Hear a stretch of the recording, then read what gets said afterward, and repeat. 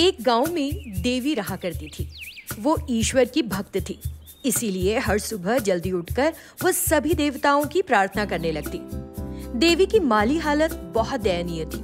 वो अपने बच्चों और पति के साथ एक टूटे फूटे घर में रहा करती थी और रोज दूसरों के घरों में काम करने के लिए जाती थी। अरे देवी, मेरा चश्मा बेडरूम में है, लेकर आओ। Okay sir. आदेश सुनकर देवी बेडरूम में गई और जब वो चश्मा उठाने ही वाली थी, उसका पैर फिसला और वो बिस्तर पर गिर गई। वो बिस्तर बहुत मुलायम था। अरे मेरे राम, कितना मुलायम बिस्तर है। देवी उस रात सो नहीं सकी और अपने बच्चों की तरफ देख रही थी। अगले दिन सुबह जल्दी उठकर उसने सभी देवताओं से प्रार्थना की। हे भगवान, हर दिन मैं बिना नागा आप सबकी प्रार्थना करती हूँ, लेकिन आप लोग मुझ पर कोई दया नहीं दिखा रहे। जब वो ऐसे प्रार्थना कर रही थी, भगवान प्रकट हो गए। देवी, तुम्हें क्या चाहिए?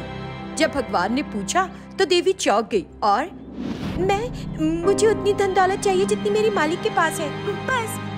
ठीक है, तथास्तु। और अब देवी एक बड़े घर में एक आरामदेह सोफे पर बैठी थी और तभी वो क्या देखती है? नौकरानी आई और उसे कॉफी देने लगी। कॉफी देने वाली उसके मालिक की बीवी थी। तभी देवी का पति एक बढ़िया सा सूट पहनकर, सरकारी ड्यूटी पर मैं बाहर जा रहा हूँ, उसने बताया और चला गया। माँ, हम लोग भी छुट्टी में बाहर जा रहे हैं। और वो भी घर से चले गए। देवी चुपचाप उन सबको जाते हुए देख रही थी।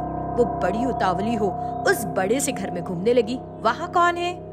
जब उसने पूछा तो उसके पुराने मालिक मालकिन नौकर के रूप में उसके सामने खड़े हो गए।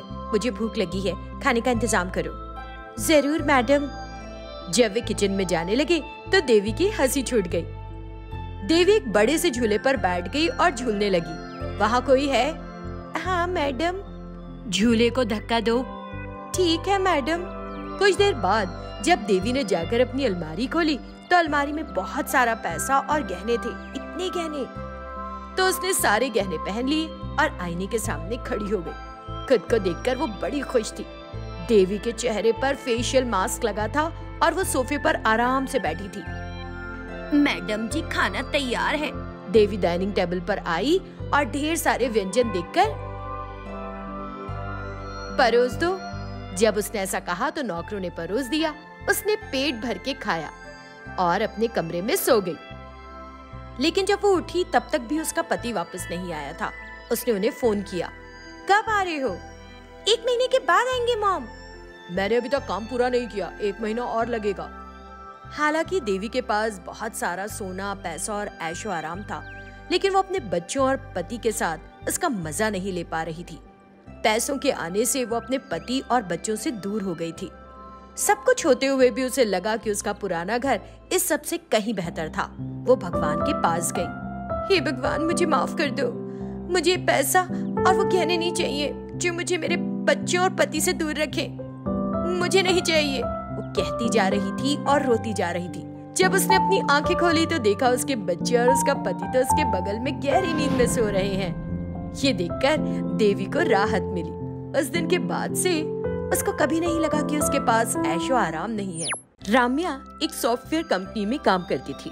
राम्या का जन्म एक अमीर परिवार में हुआ था। वो हर काम को बड़े चाव से प्लान किया करती थी। रोजाना जैसे वो एक ओपन टॉप कार में ऑफिस जाती थी, उसी ऑफिस में राम्या के साथ वरुण नाम का लड़का भी काम करता था। वरुण न केवल हैंडसम था बल्कि एक बुद्धिमान लड़का भी था और इसलिए राम्या उसे बहुत पसंद करती थी।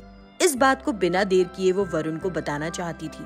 तो एक दिन वो उसके पास गई। वरुण, मुझे तुमसे कुछ कहना है। ऑफिस के बाद प्लीज पार्क में मेरा वेट करना, मैं वहां कर तुमसे मिलूंगी, ठीक है? उस शाम वरुण पार्क में राम्या का इंतजार कर रहा था। तभी वो अपनी ओपन टॉप कार में आती दिखाई दी। अब बताओ, क्या बात करनी थी? मुझे तुमसे फ्रैंकली कुछ कहना था। मैं तुम्हें बहुत पसंद करती हूँ, मुझे तुमसे शादी करना है। सुनकर वरुण बोला, मैं भी तुम्हें पसंद करता हूँ राम्या, लेकिन तुम अमीर घर से हो और मैं एक मिडिल क्लास फैमिली से। मुझे नहीं लगता कि हम दोनों के लिए सही होगा। ऐसी फीलिंग्स और डिफरेंसेस मत रखो। चलो आराम से शादी करते हैं, बाकी बातें बाद में देखेंगे।